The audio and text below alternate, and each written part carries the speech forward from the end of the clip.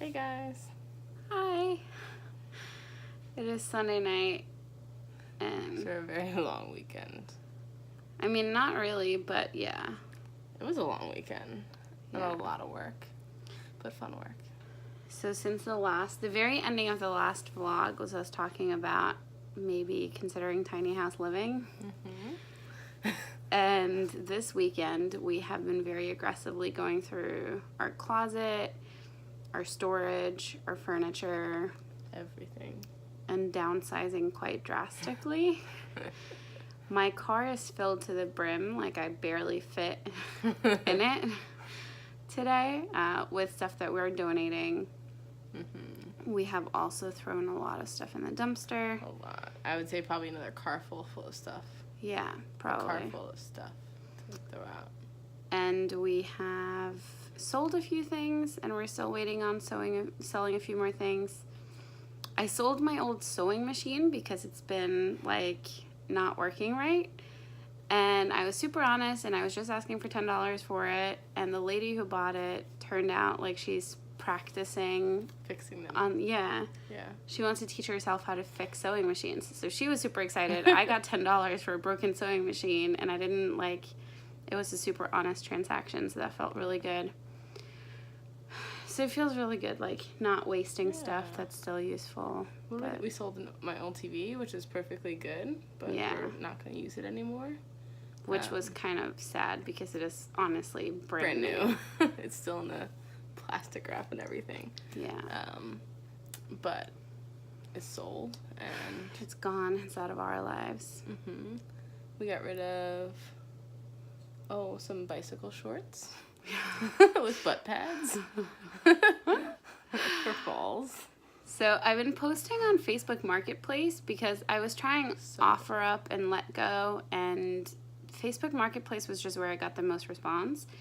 And so a lot of family and friends, everybody who's Facebook friends with me, see that I'm selling stuff. And I've gotten a few messages like, what's up? What's going on? Are you pregnant? And no, we're not. But we have decided that we are going to build our own tiny house. And so we are preparing. Actively. Yeah. To get ready to buy and make sure we fit with all of our stuff. Yeah. And so I think we've done a really good job of getting rid of, I feel like I want to say like 50% of our belongings. It might not be exactly that, but pretty close. Yeah. It's a lot. I can show you guys a little bit of our wardrobe in a second. Like today is laundry day, so our closet looks very empty, but even so, like there's maybe two loads of laundry. No, not even. It's all in there. One load. load. Really? Oh, wow. So yeah, our closet is looking very empty. Right now we're sitting on the floor with like 4 totes that we're going through. Board games. That's re-gifting stuff. The other things. I don't think the tiny house is big enough to fit all of our board games. No. But I don't think we're willing to give any up. Did you kill it? Oh, shit. So, we decided to just do a one-take update for you guys. Because we haven't had a chance to vlog this weekend. And today, like we said, is Sunday night. Tomorrow's Monday. It's another work week. And things are going to get crazy again. But this weekend has basically been all about cleaning and organizing and downsizing and throwing stuff out. In terms of like fertility and stuff, we have... Bills? I guess we have one little update that I don't know if anybody has any like insight on or thoughts on or... yeah. So we went in. We don't have insurance right now. No. We went in because they didn't run my CMV status when we did have insurance, and we did get blood work done. And we can't pick a donor until we have my CMV status. Can you take this? Yeah. Oh, you're fixing the... Yeah. So we can't pick a donor until we have Adele's CMV levels, or test whether she's positive or negative. And so we went in, and when we spoke to our nurse, she said, it's something that might not be covered by insurance anyway, and it's kind of a must-do before we kind of take our next steps, as well as my genetic testing, which has to also be compared with a sperm donor to try and avoid any kind of dangerous recessive traits becoming dominant because of a donor having the same recessive trait. And so we said we would just do that. She told us that the price would be about like $200. We're like, okay, let's just pay out of pocket for that. And we'll pay out of pocket for the CMV since we need that done. It's going off again. Yeah. Sorry, the mac and cheese is boiling over. It's been a while since we've just done old-fashioned boxed mac and cheese, but it's been a long day. And so it seems to be a little harder than we thought it would be. So yeah, we said we would do the CMV level and my genetic testing, expecting to spend, $200 for the genetic testing and probably a little bit less for the CMV level since it's only one test. Now, we get the blood work done. Here we are 2 weeks later, and we get 2 bills in the mail. One for me for $700, and one for Adele for $900. And we were just floored. We have no idea that $200 for me would turn into $700. I'm not really sure where all the rest of the testing came from and why it's so much, because I even spoke with a genetic counselor place or program, whoever's doing it, that is not the same as our fertility specialist. And they also confirmed it would be $250, which I was like, okay, we'll deal. And the CMV level, I don't even know where 900 came from. Yeah. No idea. Well, on the bill, it's clear that they ran more blood work than we discussed with our nurse.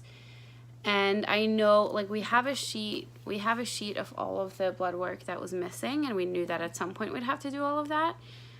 But we spoke about it in our consultation that we don't have insurance right now, and so we wanted to just get the stuff done that needed to be done so that we could do something while we're waiting on insurance to kick in. And so we were prepared to spend a certain amount, but then we were billed for way more than that. I mean, 4 or 5 times what we were prepared to spend. Which is just, I know in the grand scheme of, how much IVF cost, maybe that's not such a big deal. Mm-hmm. But we're at this time, and we're still just kind of, dipping our toes into it. We're not ready to go full on, until we have insurance and know what's going to be covered and what's not. Yeah. So we were still taking things kind of slow and, calculating each step and making sure that we could afford it at the time. And it's just really frustrating. And so we got these bills on Friday, so we sent an email to our nurse, and we're really hoping that there's something that can be done. It's just really unfortunate because, I understand kind of where things got mixed up or lost in translation, because I know that all of that blood work needed to be done, but it was also a big part of our conversation, the fact that we don't have insurance right now. We only wanted to do what we could afford. So it's just very frustrating. And so hopefully this week we'll work some of that stuff out. Yeah. And then we are going on vacation soon, which is very exciting. But also, when we come back, the next day we have an appointment with a genetic counselor scheduled. So we basically have, 2 weeks? To pick a sperm donor. Or two. So we will get on that ASAP. Yeah. And hopefully find someone. And they charge you per sperm donor. Yeah, I saw that. I saw that. Maybe we'll stick with really narrowing it down before we go in. Well, definitely. Yeah. To Victor's one. Yeah. Yeah. So I think that's it for us. That's it for us this weekend. Maybe we'll be able to show some of our downsizing and cleaning stuff. Yeah. Yeah. Yeah. We got lots. Yeah. And then we will see you guys next week. Adios. Bye, guys. Thumbs up. Oh, yeah, don't forget to subscribe, because if you don't subscribe, you won't know when we upload another video, because we're super unpredictable. I feel like you took that from someone else. I don't think so. Oh, maybe not. Bye. If I did, I'm sorry. Bye.